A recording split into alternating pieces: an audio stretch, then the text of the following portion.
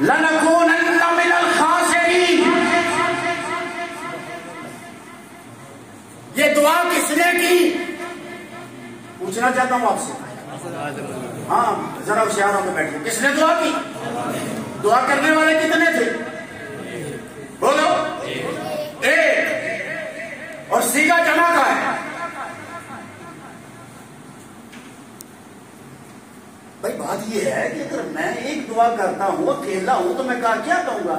اے میرے اللہ مجھ پہ کرم فرما، میری اولاد پہ کرم فرما، میرے ملک پہ کرم فرما، میرے بھائیوں پہ. بھائی میں واحد متکلم ایک، صرف ایک، لیکن یہاں جمع کا سیگا.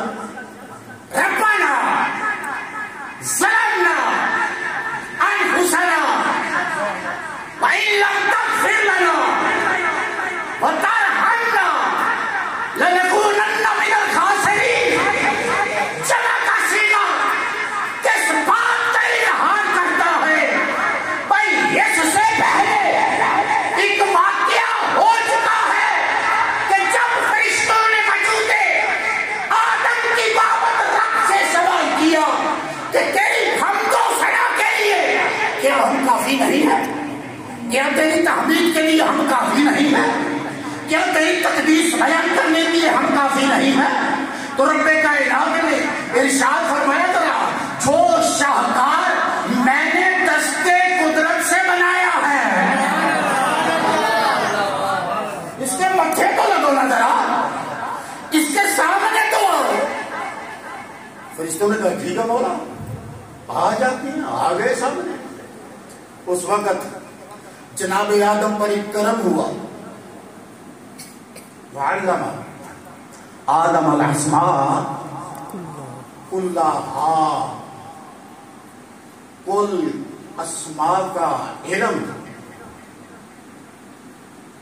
آدم علیہ السلام کے سینے میں رکھ دیا گیا. اب اتنی بڑی امانت جناب آدم علیہ السلام کے سینے میں ہے.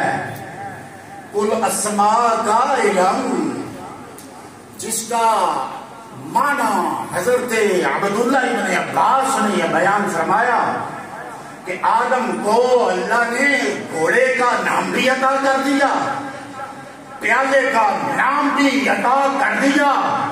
کل اسماء کا علم. اچھا اگر گھوڑے کا نام ہے تو کیا تیرا بھی کوئی نام ہے یا نہیں ہے؟ سوال کر رہا ہوں، سادہ سی بات ہے، گھما پھرا کے بات نہیں کر رہا. تیرا بھی تو کوئی نام ہے، تیرے باپ کا بھی تو کوئی نام ہے، تیرے دادا جان کا بھی تو کوئی نام تھا. جہاں سے تیری یہ لڑی چلی سب ناموں والے تھے. اللہ تیری نسل کو مصطفیٰ کے میلاد کا صدقہ برکتیں عطا فرمائے.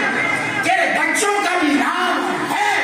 اگر رب پیالے کا نام بتا سکتا ہے، اگر پروردگار گھوڑے کا نام بتا سکتا ہے، تو کیا تیرا نام آدم کو نہیں بتایا گیا ہے؟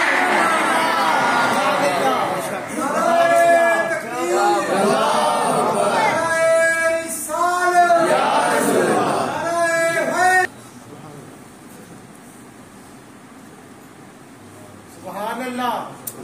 تیرا نام بھی تو ہے نا.